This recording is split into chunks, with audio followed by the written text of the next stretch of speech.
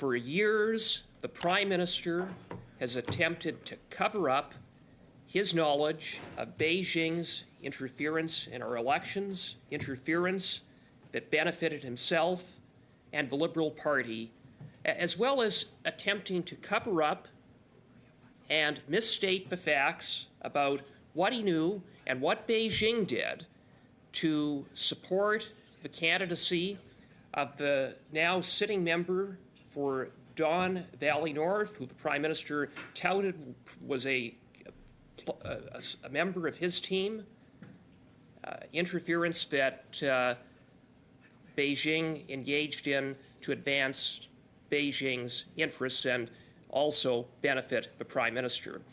It was confirmed, Mr. Chair, at the public inquiry last week that CSIS had briefed senior Liberal officials that Beijing did in fact interfere in the Liberal nomination in Don Valley North in 2019 to benefit the now member for Don Valley North.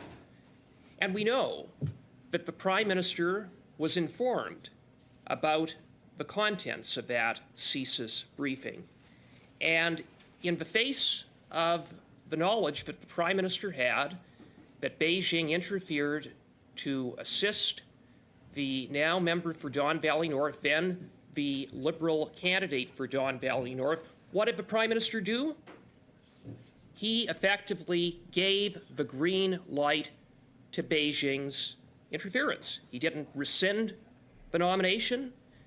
There's nothing to indicate that he made any further inquiries. Instead, he merely shrugged his shoulders, signed off on that compromised candidate, and then attempted to cover it up. And when allegations and intelligence came to light about the activities of Beijing in support of the member for Don Valley North, the Prime Minister called people names. He attempted to misdirect and mislead, and now, of course, we know what it was reported on a year ago, that in fact Beijing did interfere in that nomination for the benefit of the member for Don Valley North. And yesterday, the Globe and Mail reported that the classified information that was provided at that CSIS briefing was illegally leaked. And that resulted in the member for Don Valley North being tipped off that he was being monitored by CSIS. We know that only a handful of top Liberals were at that CSIS briefing. These are amongst the highest ranking officials within the Liberal Party, all of whom are closely connected and associated with the Prime Minister. There were three people, three top Liberals at that CSIS briefing. They were the National Director of the Liberal Party, Azam Ismail, Braden Cayley, and Matthew LaFrance. According to the testimony of one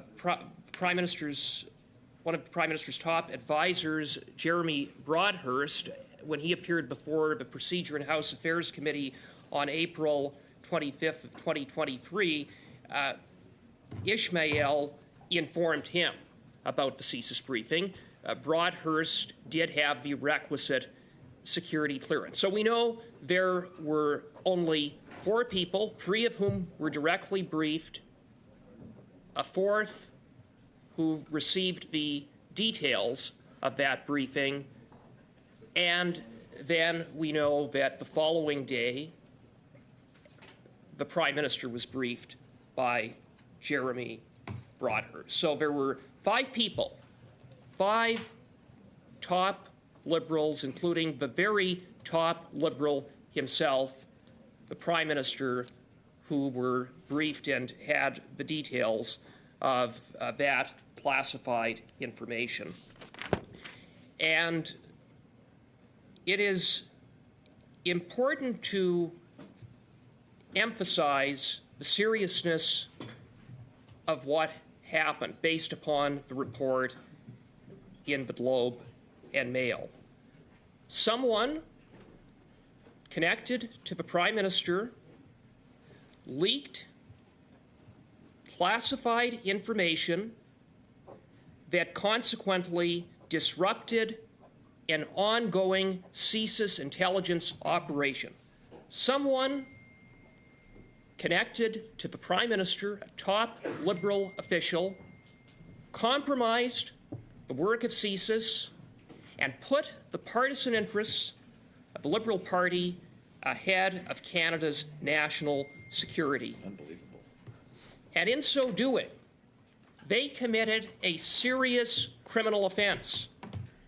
They contravened Section 4 of the Security of Information Act, an offense that is punishable as an indictable offense with a term of imprisonment of up to 14 years. It is about as serious as it gets. Someone, one of those 4 people, the Prime Minister himself, or a select number of chiefs of staff in this Liberal government who would have also had at the time the requisite security clearances, leaked classified information that then undermined and thwarted a CSIS intelligence operation to advance the partisan interests of the Liberal Party and that benefited a hostile foreign state, the Beijing-based communist regime. And so there are questions arising from this that Canadians deserve answers, and that we as parliamentarians have a responsibility on behalf of Canadians to get those answers. As I see it, there are at least 4 questions in the face of this shocking report that need to be answered, and that is, which top Liberal official illegally leaked the classified information? Who's the top Liberal who broke the law? What's the name of that person? Who's the criminal that is associated with the Prime Minister who compromised Canada's national security? Secondly, who tipped off the then Liberal candidate, now member for Don Valley North, that he was a target, or at least being monitored by CSIS? Thirdly, when did the Prime Minister first learn of this criminal leak? And fourth, phone keeps going off. Did the Prime Minister, once he knew, and he did know, he had to have known, did he refer this criminal leak, this major national security breach by one of his top Liberal officials, to the RCMP? This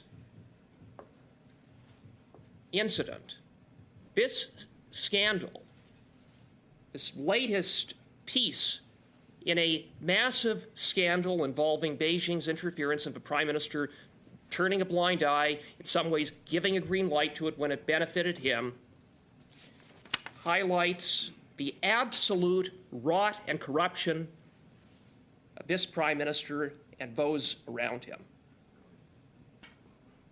This is a serious matter, it's scandalous, and it is further evidence that for this Prime Minister and those around him, it's all about advancing the Prime Minister's selfish personal interests and the partisan political interests of the Liberal Party, which he leads. National security be damned. It's imperative that this committee, which is the Ethics Committee, which is the committee responsible for access to information, and here we have classified information and a massive illegal flow of classified information that this committee get to work and commence hearings and bring in as a starting point, as a prioritize, I would submit, the 4 people that we know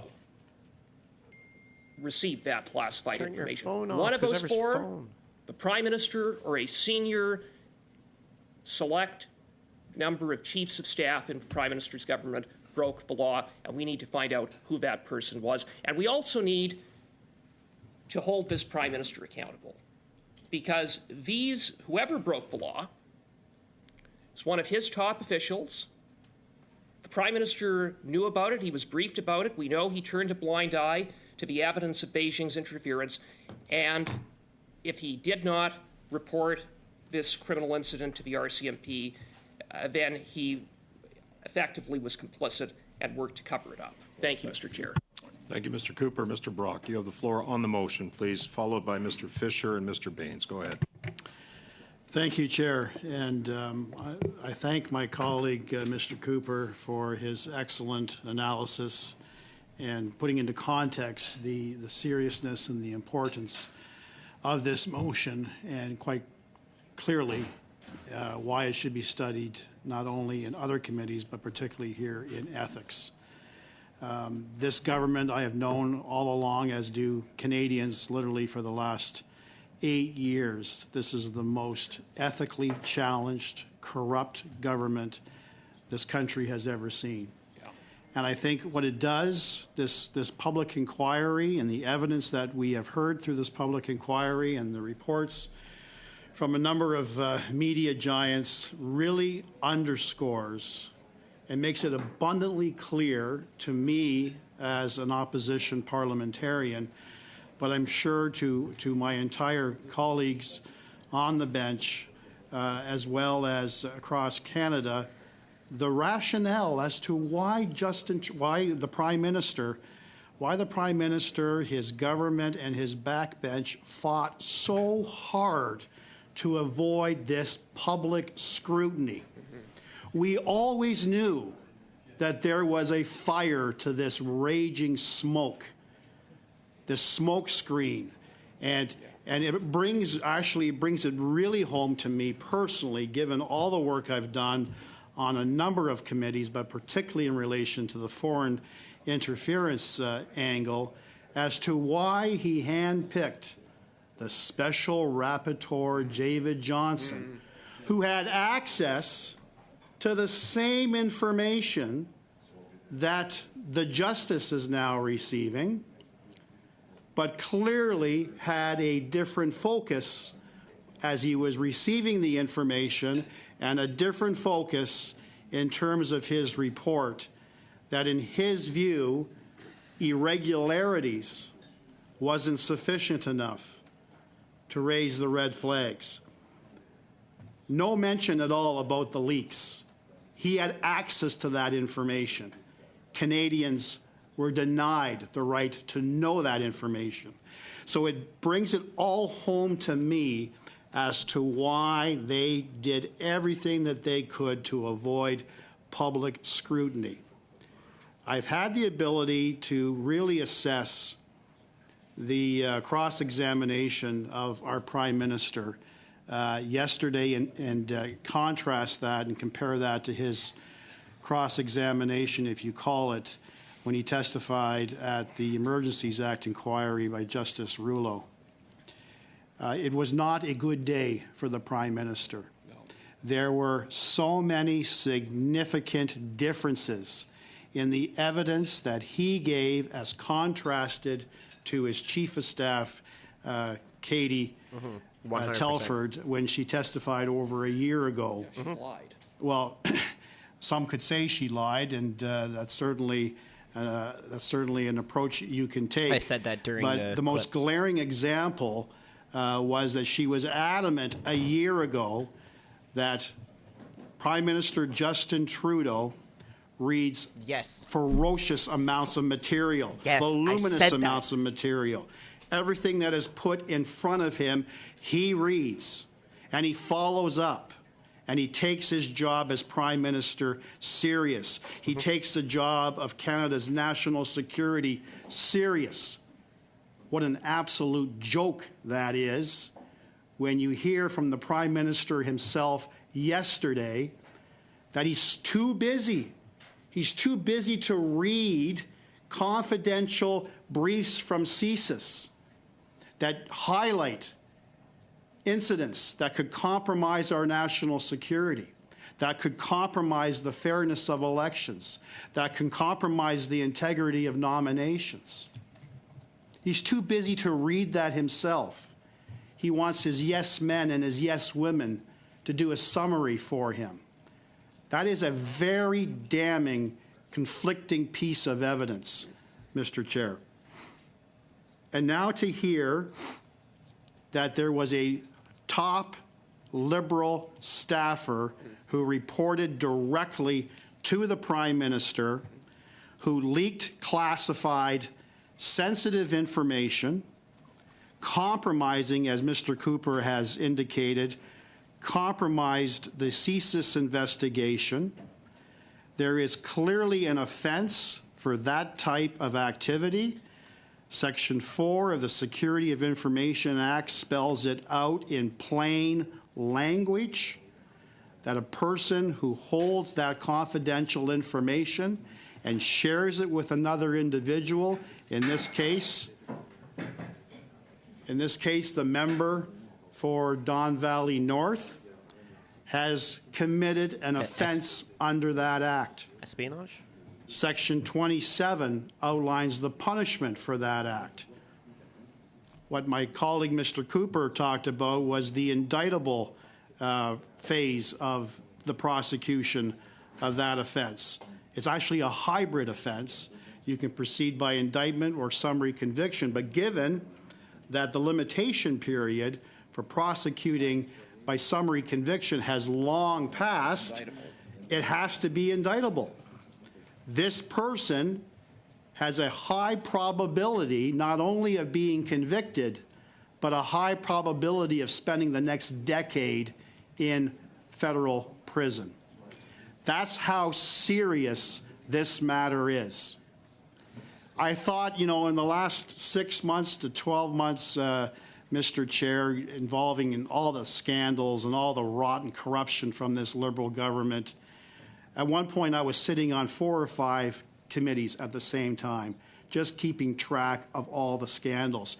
And I just remarked to myself, just imagine all of the referrals that the RCMP are now getting, just from the actions of this Prime Minister and his government and the federal public service.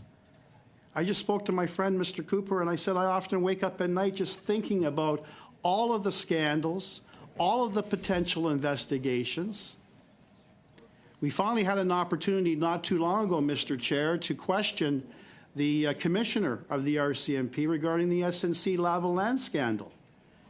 And the only thing that I could conclude from that, notwithstanding their strong proclamations that nobody is above the law, including the Prime Minister, the evidence was there.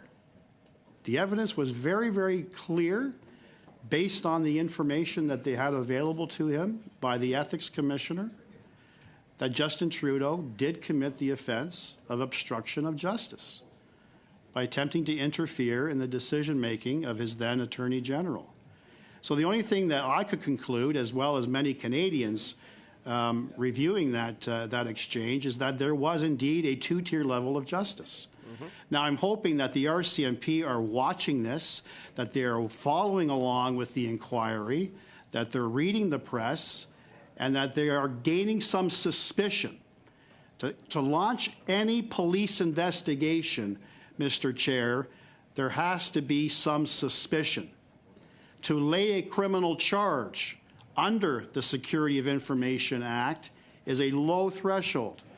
Do the RCMP have reasonable and probable grounds, a very low standard to proof beyond a reasonable doubt for conviction purposes? Do they have reasonable grounds to believe that a top Liberal insider, political staffer who reports directly to Justin Trudeau leaked highly sensitive, classified information from CSIS. I think based on the evidence that we have heard in this inquiry, that threshold has easily been met. So I would hope that given their reservations, that no prime minister in the history of this country has ever been charged with a criminal offense, that they would cast aside their reservations and their political reluctance to look at the prime minister as a suspect worthy of criminal prosecution and actually go after this sole person who is responsible for this leak. My colleague, Mr. Cooper, stood up yesterday in the House during QP and quite pointedly asked the question that Canadians deserve to know, that all parliamentarians deserve to know. Who was that person? The Parle secretary stood up and completely ignored that question and talked about, as many Liberal members have talked about, that we respect the inquiry, that we welcome the inquiry. Again, completely not being truthful and honest with Canadians. They knew there was something to hide. They knew there was a smoking gun, and here it is. This is worthy of a full-blown investigation, Mr. Chair, and that is why I very proudly support this motion. But before I give up the floor, I am asking for a brief amendment to the motion. There is a reference to a Matthew Lafrance in the motion. Where his name is referenced, the amendment should read, quote, senior Liberal staffer who received CSIS briefing, comma, Matthew Lafrance, end of parentheses, of a full-blown investigation. And a massive illegal flow